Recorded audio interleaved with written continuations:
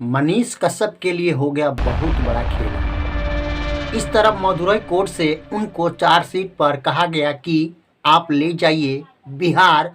उधर रात बीता होते ही दोबारा सरकारी वकील ने लगा दी एनएसए नेशनल सिक्योरिटी एक्ट के तहत ये मामला हो गया दर्ज।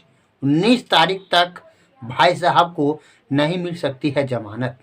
नेशनल यानी एनएसए के लगभग 90 दिन आपको कोई वकील, कोई ऐसा जो अपने तरफ से रखते हैं वो नहीं मिलेगा और नहीं आप किसी को रख सकते हैं। इसमें आपको सरकारी वकील ही काम करेगा और 90 दिन तक कोई बेल नहीं और कोई रिहा नहीं कर सकता।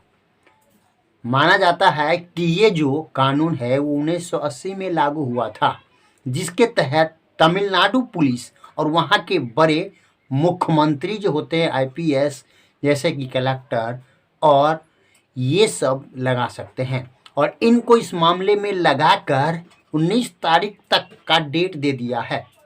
इस मामले में मनीष कश्यप को बहुत बड़ा एक षड्यंत्र यानी तमिलनाडु गवर्नमेंट की तरफ से लगाया गया कि अगर इस मामले में सही और सिद्ध साबित नहीं हुआ मनीष कश्यप तो लगभग यानी कि 365 दिन उनको जेल के अंदर ही रहना पड़ेगा।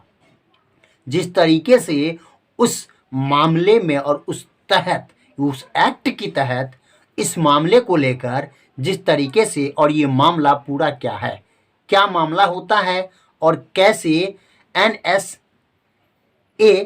जो एक्ट लगाया गया है इसमें आपने किसी को उकसाया, किसी को कहा कि ये मामला सही है, इस पर काम करो और इस तरीके से किसी को उकसाने, देशद्रोह, देश में दंगा फसाद, मारपीट करवाना, किसी राज्य को किसी अलग राज्य को एक साथ लड़वाना, लड़ाई करवाना, इसके तहत ये एनएसए का एक्ट लगता है।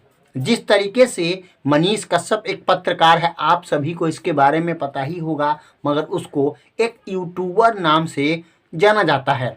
यानी नेशनल मीडिया के हिसाब से हम आपको बता दें तो यूट्यूबर कहा जाता है, जबकि ऐसा नहीं है, क्योंकि आप छोटे पद पर हैं या बड़े पद पर सरकारी नौकरी करते हैं तो काम यही होगा कि सरकारी नौकरी करता है। आप प्राइवेट नौकरी करते हैं तो नाम यही होगा या तो आप छोटे पद पर या बड़े पद पर है।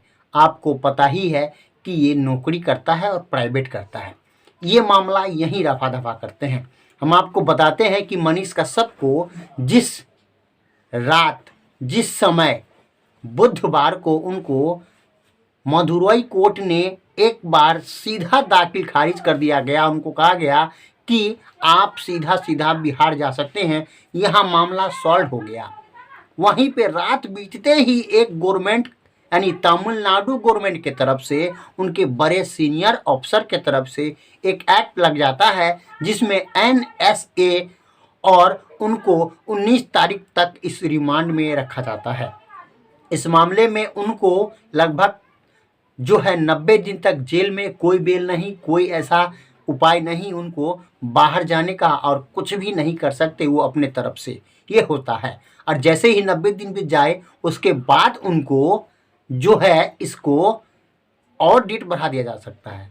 मगर इस मामले को जिस तरीके से उनके ऊपर एफआईआर हर जगह यानी तमिलनाडु, बिहार और अदर कहीं और स्टेट में उनके ऊपर हुआ था, इस सारे मामला को इकट्ठा करने के लिए उनके तरफ से जो है सुप्रीम कोर्ट में अर्जी लगाई थी इस मामले को लेकर कि सारा सुनवाई, सारा केस का एक एक्चुअल बन जाए और हमारा जहां जाने की ज़्यादा नज़दीक पड़े, जहां हमारे आने जाने में सुविधा हो, यानी पटना उनका आना जाना में सुविधा होगा।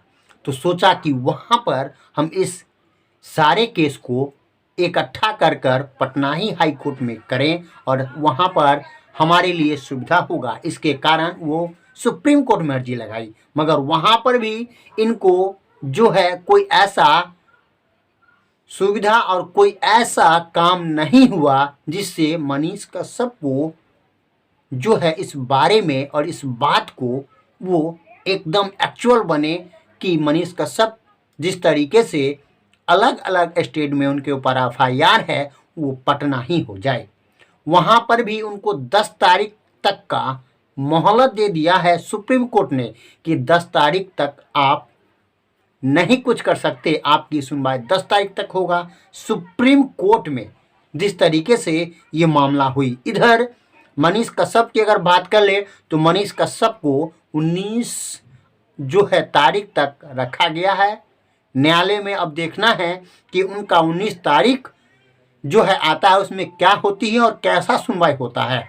जिस तरीके से बिहार की गवर्नमेंट और तमिलनाडु गवर्नमेंट इस मामले को लेकर सुर्खियों में बने और उसके बीच में एक मनीष कश्यप क्या होता है वो तो आने वाला वक्त ही बताएगा। तो दोस्तों आज के लिए इतना ही, तब तक के लिए जय हिंद, वंदे मातरम।